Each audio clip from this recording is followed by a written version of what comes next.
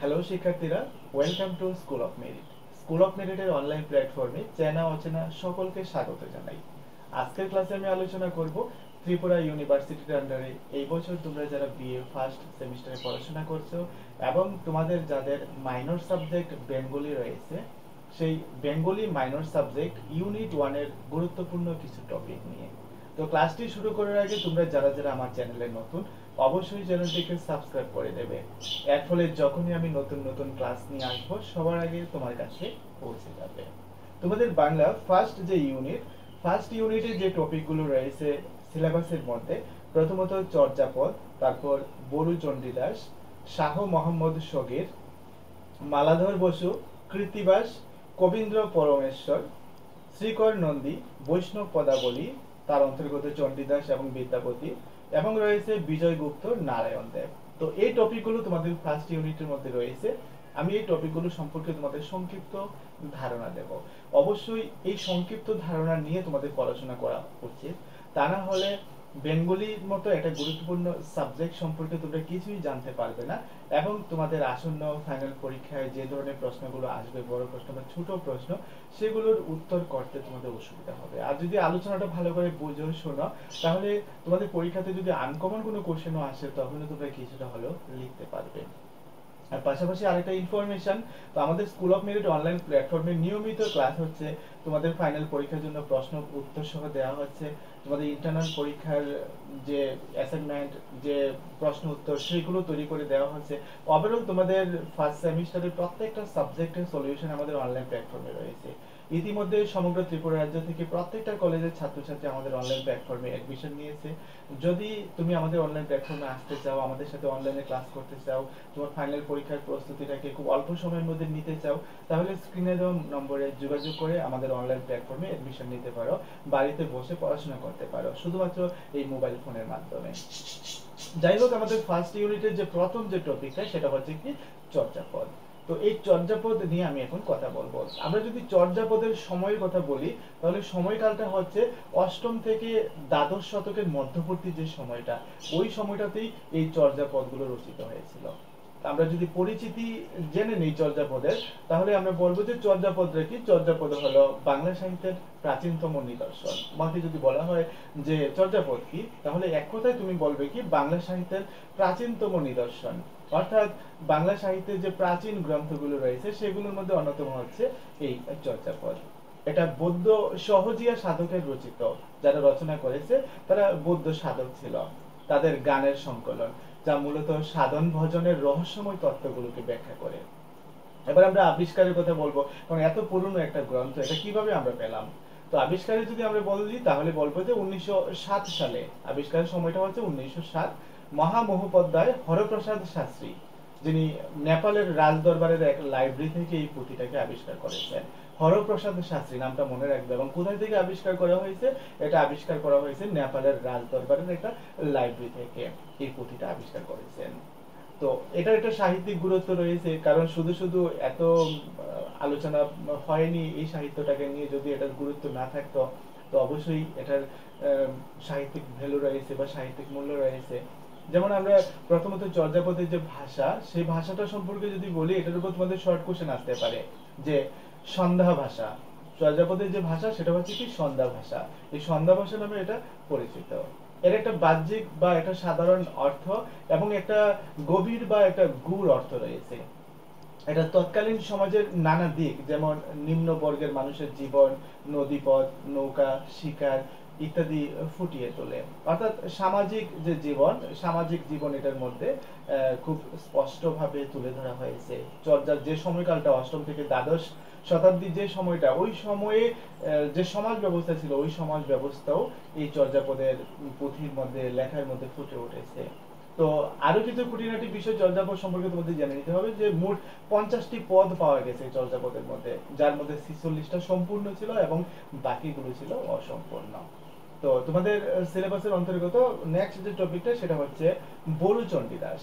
তো এই বরু চণ্ডীদাসের সময়কালটা আগে জেনে নিই, যে আনুমানিক চতুর্দশ শতকে এই বরু চণ্ডীদাসের আবির্ভাব। আর বরু চণ্ডীদাস কে ছিলেন? তিনি শ্রীকৃষ্ণ কীর্তন কাব্যের রচয়িতা। তবে চণ্ডীদাস নামে একাধিক কবি ছিলেন। বলে আমরা কিন্তু বাংলা সাহিত্যে দেখি। তো বরু শব্দটা ব্যবহার করা হয়েছে এই বাকি চণ্ডীদাস থেকে তাকে আলাদা করার জন্য। তার যে সাহিত্যকর্ম, যেমন শ্রীকৃষ্ণ কীর্তন কাব্য, এটা তিনি রচনা করেছেন। এটা রাধা এবং কৃষ্ণের প্রেমলীলা বিষয়ক একটি দীর্ঘ কাহিনী কাব্য। এর প্রধান বৈশিষ্ট্য কি? যেমন এটা তৎকালীন সমাজের বাস্তবতাকে তুলে ধরেছে, যেখানে রাধা এবং কৃষ্ণের যে প্রেম মানবিক সম্পর্ক দ্বারা কিভাবে চিত্রিত হয়েছে ওই বিষয়টা ফুটে উঠেছে। এই কাব্যে রাধার অভিমান, কষ্ট এবং কৃষ্ণের প্রতি তার যে ভালোবাসা, এটা অত্যন্ত বাস্তবসম্মতভাবে ফুটে উঠেছে। তো বরুদাস এবং তার এই যে কাব্য, এটা বাংলা সাহিত্যে খুবই খ্যাতি অর্জন করেছে। তো নেক্সট আমরা যে টপিকটা, সেটা হচ্ছে শাহ মোহাম্মদ শগীর। তো এই শাহ মোহাম্মদ শগীর যে সময়কালের তিনি লেখক ছিলেন, আনুমানিক 14 শতকের শেষ ভাগে। তো মধ্যযুগের প্রথম দিকের একজন বাঙালি মুসলিম কবি হিসেবে তিনি পরিচিত। তিনি গৌড়ের সুলতান গিয়াসউদ্দিন আজম শাহের পৃষ্ঠপোষকতা লাভ করেছিলেন। তো সাহিত্যকর্ম কি? যেমন ইউসুফ জুলেখা, একটা বিখ্যাত সাহিত্য গ্রন্থ। এটা একটা রোমান্টিক প্রণয় উপাখ্যান কাব্য, যা ইসলামী সাহিত্য থেকে নেওয়া হয়েছে।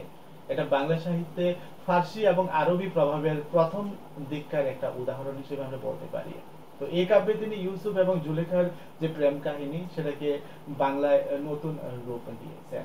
তো নেক্সট তোমাদের যেই টপিকটা, সেটা হচ্ছে মালাধর বসু। তো মালাধর বসুর যে সময়কালটা, সেটা আনুমানিক 15 শতক। এইগুলো তোমরা মনে রাখবে, এই টাইম স্কেল গুলো। তো এই মালাধর বসু কে ছিলেন? তিনি চৈতন্য পূর্ব যুগের একজন গুরুত্বপূর্ণ কবি ছিলেন, যে গৌড়ের সুলতান হুসেন শাহ তাকে গুণরাজ খান উপাধি দিয়েছিলেন। তার সাহিত্যকর্ম কিরকম? যেমন শ্রীকৃষ্ণ বিজয় তিনি রচনা করেছেন, তার কাব্যের নাম হচ্ছে শ্রীকৃষ্ণ বিজয়। তো এটা ভাগবত গীতার কাহিনী অবলম্বনে রচিত হয়েছে। তো এই কাব্যে তিনি কৃষ্ণের জীবন এবং মাহাত্ম্য বর্ণনা করেছেন। এটি সম্ভবত বাংলায় রচিত প্রথম ভাগবত অনুবাদ। তো তারই কাব্যটি বৈষ্ণব ধর্মের প্রসারে গুরুত্বপূর্ণ ভূমিকা রেখেছে। তো নেক্সট রয়েছে আমাদের কৃত্তিবাস। তো কৃত্তিবাস যেই সময়কার কবি, আনুমানিক 15 শতক। তো মধ্যযুগের একজন শ্রেষ্ঠ বাঙালি কবি হিসেবে কৃত্তিবাসের সুপরিচিতি রয়েছে। তার আসল নাম কৃত্তিবাস ওঝা। তো সাহিত্যকর্মে শ্রীরাম পাঁচালীর কথা আমরা জানি বা শুনি। এটা মূলত যে বাল্মীকির যে রামায়ণ, সে রামায়ণের প্রথম বাংলা অনুবাদ।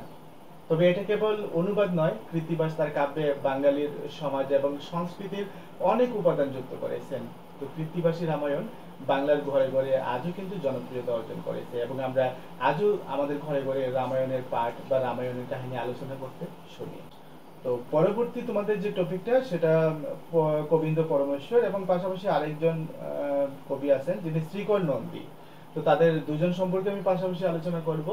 তো সময়কাল উভয়ই তারা সাধারণত 1500 থেকে 1600 শতকের মধ্যেই ছিলেন। তো তারা দুজনেই মহাভারতের বাংলা অনুবাদের সঙ্গে যুক্ত ছিলেন। এরা সুলতান হুসেন শাহ এবং তার সেনাপতি পরাগল খানের পৃষ্ঠপোষকতা লাভ করেছিলেন। তো সাহিত্যকর্মের কথা বলছি, কবীন্দ্র পরমেশ্বরের কথা। তো তার রচিত মহাভারত কাব্যটা পরাগল মহাভারত নামে পরিচিত। আর শ্রীকর নন্দী তিনি মহাভারতের অশ্বমেধ পর্বের অনুবাদ করেন, যা নৃসিংহ পুরাণ নামে পরিচিত। এদের মহাভারত অনুবাদে মুসলিম পৃষ্ঠপোষকতার প্রভাব দেখা যায় খুব বেশি, যা তৎকালীন সামাজিক সম্প্রীতির একটা উজ্জ্বল দৃষ্টান্ত হিসেবে অভিহিত। তো এরপর আমরা যেই বিষয়টা বা টপিকটা নিয়ে কথা বলবো, সেটা বৈষ্ণব পদাবলী। তার অন্তর্গত চণ্ডীদাস এবং বিদ্যাপতি। তো সাধারণত 1400 থেকে 1600 শতক এই সময়ের মধ্যেই তারা ছিলেন। তো বৈষ্ণব পদাবলী কি? বৈষ্ণব পদাবলী হলো রাধা কৃষ্ণের প্রেমলীলা বিষয়ক কাব্য সংগ্রহ। এটা কেবল একটা ধর্মীয় সাহিত্য নয়, এটা প্রেমের এক গভীর অনুভূতির প্রকাশ আমরা বলতে পারি। আর চণ্ডীদাস তিনি বিভিন্ন গবেষক অন্তত 3-4 জন চণ্ডীদাসের অস্তিত্বের কথা বলেছেন। তো এদের মধ্যে দীন চণ্ডীদাস, তারপর দ্বিজ চণ্ডীদাস এবং বরু চণ্ডীদাস উল্লেখযোগ্য। তো চণ্ডীদাসের পদাবলীতে রাধার প্রেম, গভীর আবেগ, মানবিকতা এবং আত্মনিবেদনের মধ্য দিয়ে প্রকাশিত হয়েছে। তার পদাবলীতে রাধার বিরহ মিলন এক কাব্যিক শৈলীতে বর্ণিত হয়েছে। আর বিদ্যাপতি তিনি মূলত মিথিলার কবি, কিন্তু তার পদাবলী বাংলা ভাষায় রচিত। তিনি রাধা এবং কৃষ্ণের যে প্রেম, এক আধ্যাত্মিক এবং রোমান্টিক আবহে তিনি বর্ণনা করেছেন। তার কাব্যে প্রেম এবং সৌন্দর্য এক মনোরম চিত্রকল্পের মধ্য দিয়ে ফুটে উঠেছে। তো নেক্সট যে টপিকটা, সেটা হচ্ছে বিজয়গুপ্ত আর নারায়ণ দেব। তো বিজয়গুপ্তর সম্পর্কে যদি আমরা বলি, 1500 শতকে তিনি পরিচিতি লাভ করেছেন। তো এই দুইজন কবি মধ্যযুগের মনসামঙ্গল কাব্যের গুরুত্বপূর্ণ কবি। তো বিজয়গুপ্ত তিনি তার যে কাব্য মনসামঙ্গল এর জন্য বিখ্যাত। তিনি তৎকালীন সমাজের বণিক চাঁদ সওদাগরের গল্পকে কেন্দ্র করে মনসা দেবীর মাহাত্ম্য প্রচার করেছেন। আর নারায়ণ দেব তিনি উত্তরবঙ্গের একজন কবি এবং পদ্মপুরাণ নামে মনসামঙ্গলের একটা সংস্করণ তিনি রচনা করে গেছেন। এই কবিরা তাদের সৃষ্টিকর্মের মধ্য দিয়ে বাংলা ভাষা এবং সাহিত্যকে সমৃদ্ধ করেছেন এবং তাদের রচনাগুলো আজও বাঙালির জীবনে গুরুত্বপূর্ণ ভূমিকা পালন করেছে। তো মোটামুটি এই টপিকগুলো তোমাদের ফার্স্ট ইউনিটের মধ্যে রয়েছে। তো যে যে টপিকগুলো রয়েছে প্রত্যেকটা সম্পর্কে তোমরা সংক্ষিপ্ত ধারণা নিতে পেরেছো, আদৌ তোমাকে একটা পরিস্থিতি নিতে পেরেছো। এই পরিস্থিতিটাই তোমাদের প্রয়োজন পড়াশোনা করার জন্য। তো এভাবে তোমরা প্রত্যেকটা ইউনিট সম্পর্কে ধারণা নিতে পারবে আমাদের স্কুল অফ মেরিট অনলাইন প্ল্যাটফর্মে যদি নিয়মিত ক্লাসগুলো দেখো শুনো। তো আগামী দিন আমরা নেক্সট টপিক অর্থাৎ সেকেন্ড ইউনিটের যে টপিকগুলো রয়েছে সেগুলো নিয়ে আসবো। তো আজকের মতো এখানে শেষ করছি। আবারও বলছি, যদি আমাদের অনলাইন প্ল্যাটফর্মে আসতে চাও তাহলে স্ক্রিনে দেওয়া মোবাইল নম্বরে যোগাযোগ করতে পারো। প্রত্যেকে ভালো থাকবে, সুস্থ থাকবে। দেখা হবে আগামী ক্লাসে।